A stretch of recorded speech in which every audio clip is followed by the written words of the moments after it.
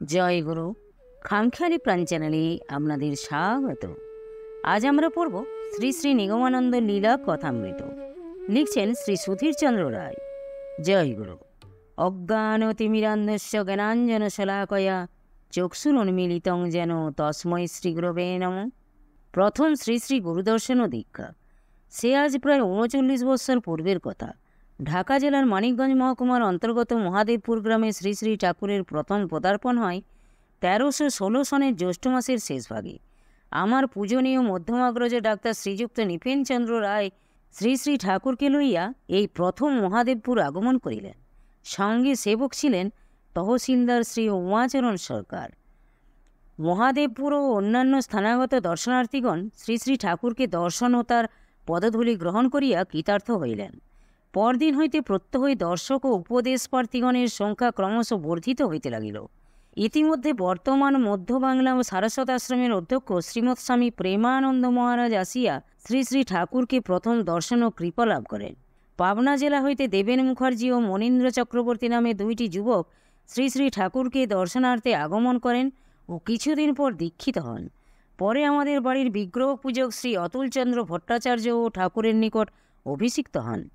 অতঃপর একদিন ঠাকুর মেজদাদাকে বলিলেন, আজ সুধীরকে দীক্ষা দিব, প্রয়োজনীয় ব্যবস্থা রাখিও। সেদিন পূর্ণিমা তিথি ছিল, বেশ মনে আছে। সদ্গুরুর শক্তি সঞ্চারের অলৌকিক ক্ষমতা, ধারা এবং অন্তর্যামিতা সম্বন্ধে এখানে ২-৩টি বিষয় উল্লেখ করা বোধ হয় অপ্রাসঙ্গিক হইবে না। পিতৃবিয়োগের পর ছেলেবেলায় প্রাতঃ, মধ্যাহ্ন ও সন্ধ্যাকালে পিতামহ, জ্যেষ্ঠতাত, ক্ষুল্লতাত এবং অন্যান্য সকলকে সন্ধ্যা পূজাদি করিতে দেখিয়া আমারও ঐরূপ করিতে ইচ্ছা হইত। কিন্তু তখন আমার উপনয়ন সংস্কারও হয় নাই, বৈদিক সন্ধ্যারও অধিকারী নহি। কি করি, সর্বদাই মনে দুঃখ হইত। কতদিনে উহার অধিকারী হইয়া দীক্ষাদি গ্রহণ করিয়া সাধন ভজন করিব। তখন স্বর্গীয় ঈশ্বরচন্দ্র বিদ্যাসাগর মহাশয়কৃত বোধোদয় মাত্র পড়ি। তাহাতে পড়িলাম ঈশ্বর নিরাকার, চৈতন্যস্বরূপ।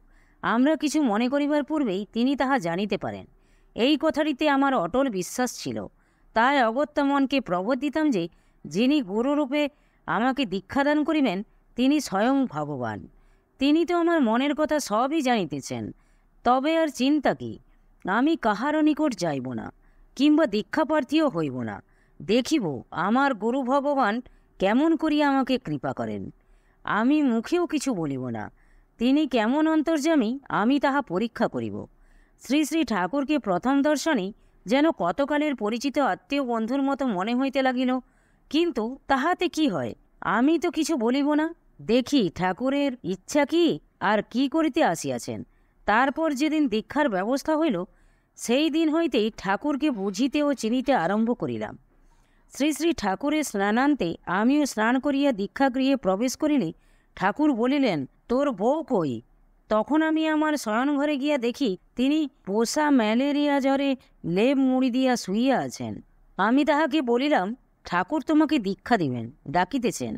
উত্তর পাইলাম, এক বলি কতবার হয়। আমি আর দ্বিরুক্তি না করিয়া দীক্ষাগৃহে আসিয়া নিজাসনে বসিবার কিছুকাল পরই দেখি সেই বলিটি পুনর্বলির জন্য লেপ ছাড়িয়া বাহির হইয়া শুদ্ধ বস্ত্র পরিধান করিয়া ধীরে ধীরে সেই ঘরে প্রবেশ করিলেন। আমার মন্ত্রটি একাক্ষরই বীজ। ঠাকুর বিল্লপত্রে রক্তচন্দন দ্বারা লিখিয়া আমাকে দেখাইলেন। মন্ত্রটি যেন খুব পরিচিত বলিয়া মনে হইতে লাগিল। ঠাকুর বলিলেন, দেখেছ? আমি বলিলাম, হ্যাঁ। ঠাকুর আবার বলিলেন, ভালো করে দেখো। আমিও বলিলাম, দেখেছি। তিনি পুনরায় জোর দিয়ে বলিলেন, খুব ভালো করে দেখো। আমিও পুনরায় বলিলাম, হ্যাঁ, খুব ভালো করে দেখেছি। তখন মন্ত্রটি সম্বন্ধে যেন আমার মনে ভালো রকম একটা জানা চেনার গর্ববোধ হইয়াছিল। শক্তি সঞ্চার। সদ্গুরু কিভাবে শিষ্যে শক্তি সঞ্চার করেন, আমরা স্বামী স্ত্রী উভয়ে 2টি অলৌকিক স্বপ্নযোগে প্রত্যক্ষ উপলব্ধি করিয়া ধন্য হইলাম। প্রথমত নিজের স্বপ্ন বৃত্তান্তটি এখানে লিপিবদ্ধ করিতেছি। ঠাকুর উপদেশ দিলেন, মন্ত্রটি শ্বাসে শ্বাসে জপ করিও। আমি মনে করিলাম একবার নিঃশ্বাস প্রশ্বাস বহনকালে 4 বার হৃদস্পন্দন হয়। আমি ওই স্পন্দনের সঙ্গে সঙ্গে 4 গুণ জপ করিব। এইভাবেই মাসাধিককাল জপ করিতে লাগিলাম। ইতিমধ্যে শ্রী শ্রী ঠাকুর একবার তেওতার পোস্টমাস্টার শ্রীযুক্ত বৈদ্যনাথচন্দ্র মহাশয়ের বাসায় যান। পরে মহাদেবপুর আসিয়া কিছুদিন পর মানিকগঞ্জে হইয়া দুর্গাপুর শান্তি আশ্রমে যাত্রা করেন। সে বিষয়ে পরে যথাস্থানে উল্লেখিত হইবে।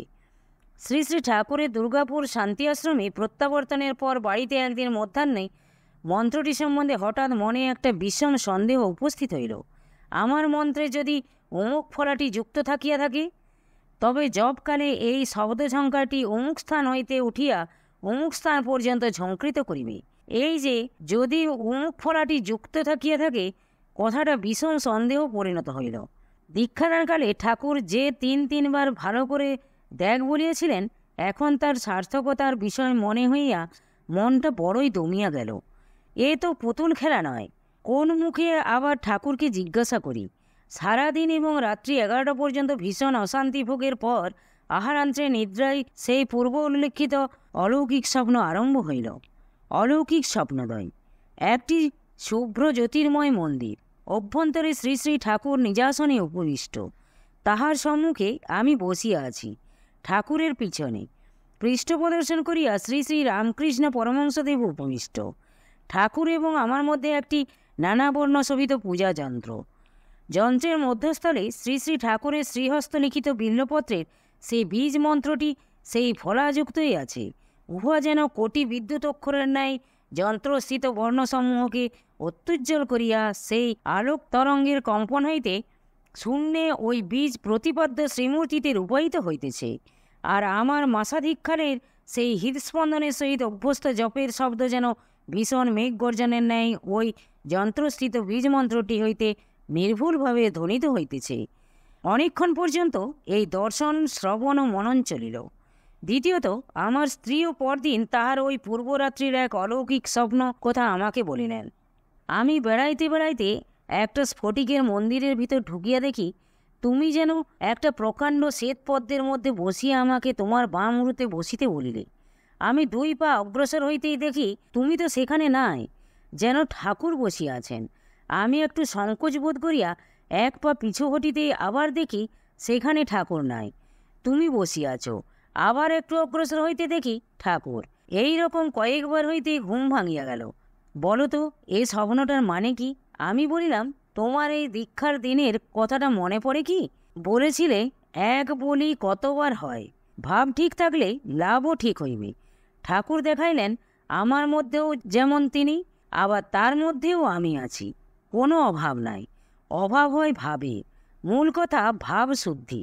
ঠিক ঠিক ভাব, ঠিক ঠিক লাভ। তোমার মনের অন্ধকার ঘুচাইয়া ঠাকুর প্রত্যক্ষ দেখাইলেন যে সত্যভাবেই সত্য লাভ, কারণ সত্যই ভগবান। তেওতা গমন। আমাদের দীক্ষার কিছুদিন পর শ্রী শ্রী ঠাকুর একবার মহাদেবপুর হইতে 8 মাইল উত্তর পশ্চিমে অবস্থিত তেওতা গ্রামে পোস্টমাস্টার শ্রীযুক্ত বৈদ্যনাথ চন্দ্র মহাশয়ের আহ্বানে তাহার বাসায় গমন করেন। তখন কোনো বিশেষ কারণে আমি ঠাকুরের সঙ্গে যাইতে পারি নাই। একমাত্র তহসিলদার মহাশয় সেবকরূপে তাহার সঙ্গে যান। 2-3 দিন পর আমাদের গ্রামের কতিপয় যুবক সহকারে অপরাহ্নে তেওতা গিয়া দেখি ঠাকুরের সর্দি জ্বর, পথ্য সাগু চলিতেছে। আমরা ঠাকুরের পদধূলি গ্রহণ করিলে পর ঠাকুর আমাকে বলিলেন, সুধীর এসেছিস? আমি মহাদেবপুর যাব, এদের খুব অসুবিধা হচ্ছে। আমি বলিলাম, তবে যাওয়ার ব্যবস্থা করি। ঠাকুর বলিলেন, হ্যাঁ, যে বাসায় ঠাকুরের থাকিবার ব্যবস্থা হইয়াছিল তাহার নিকটস্থ খালে একখানা নৌকা আনিয়া ঠাকুর সহ সেই অপরাহ্নে খাল হইতে কিঞ্চিৎ অগ্রসর হইয়া পদ্মা নদীতে আসিয়া 1.5 মাইল দক্ষিণে শিবালয়ের ডিস্ট্রিক্ট বোর্ডের রাস্তার ধারে আসি এবং একখানা ঘোড়াগাড়ি ভাড়া করিয়া মহাদেবপুর রওনা হইলাম। রাস্তার নতুন মাটি বৃষ্টির জলে বহু স্থানে গভীর কর্দমে পরিণত হওয়ায় অশ্বিনী কুমারদ্বয় অতি কষ্টে 2 মাইল পথ অতিক্রমের পর সম্পূর্ণ বিদ্রোহী হইয়া উঠিল। গাড়োয়ানের নির্দয় প্রহারে তাহারা যখন উদ্বাহু হইয়া গাড়িখানি উল্টাইবার চেষ্টা করিতেছিল, তখন তাড়াতাড়ি তাহাদের মুক্তিদান করিয়া আমরা বঙ্গীয় কয়েকজন যুবক গাড়িখানিকে টানিয়া 1 মাইল পথ অতিক্রম করিয়া উথলি খেয়াঘাট পার করিয়া ভালো রাস্তায় আনিলাম। তখন রাত্রি প্রায় 9টা।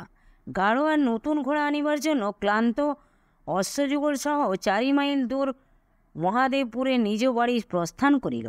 আমরা ঠাকুর সহ ওই রাস্তার ধারে খেয়াঘাটের উপরিস্থিত একখানা শূন্য ঘরে আসিয়া ঠাকুরকে ওই গৃহস্থিত একখানা তক্তপোষে বিছানা করিয়া দিলাম।